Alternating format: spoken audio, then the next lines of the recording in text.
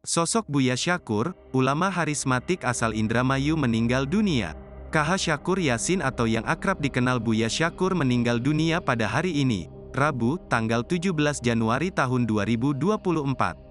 Buya Syakur menghembuskan napas terakhir pada Rabu dini sekitar pukul 2 waktu Indonesia Barat di Rumah Sakit Mitra Plumbon, Cirebon, Jawa Barat.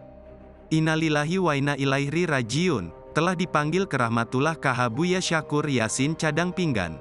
Mugi husnul hatimah, demikian keterangan yang dikutip dari laman NU Online. Diketahui Buya Syakur meninggal dunia di usia 75 tahun. Buya Syakur dikenal sebagai salah satu ulama harismatik asal Indramayu, Jawa Barat. Masa kecil hingga dewasa pria kelahiran tahun 1948 tersebut mayoritas kebanyakan dihabiskan di pondok pesantren. Sosok Buya Syakur dikenal sebagai ulama Indramayu yang karismatik. Pengajiannya yang rutin diikuti dari berbagai kalangan. Selain memberikan ceramah secara luring, Buya Syakur juga mensiarkan dakwahnya secara daring di kanal YouTube-nya. Kini, pengikutnya pun berduka dan merasa kehilangan sosoknya. Ia dikenal sebagai salah satu ulama karismatik memiliki rekam jejak pendidikan tak sembarangan. Bahkan sosok Buya Syakur juga dekat dengan sejumlah cendekiawan muslim di Indonesia. Buya Syakur memiliki nama lengkap dan gelar Prof. Dr. KH Abdul Syakur Yasin.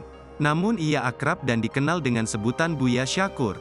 Ia lahir pada tanggal 2 Februari tahun 1948 di Desa Tulung Agung, Kecamatan Sukagumiwang, Kabupaten Indramayu, Jawa Barat.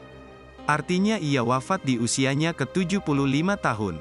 Buya Syakur termasuk seorang ulama Indonesia. Ia juga merupakan pendiri sekaligus pengasuh di Pondok Pesantren Cadang Pinggan. Sebelum menjadi ulama, tentu sosok Buya Syakur dibekali dengan ilmu agama yang tak sembarangan. Masa pendidikan Buya Syakur dari masa kecil hingga dewasa ia habiskan di pondok pesantren.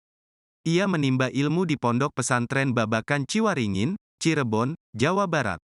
Dilansir dari berbagai sumber, Buya Syakur menyelesaikan pendidikannya di pesantren Babakan Ciwaringin itu pada tahun 1971. Pengalamannya belajar di pesantren membuatnya mahir berbahasa Arab. Tak ayal, Buya Syakur pun melanjutkan pendidikannya hingga ke beberapa negara di Timur Tengah. Seperti Kairo, Mesir, Libya, Irak, Suriah hingga beberapa negara lainnya di Afrika.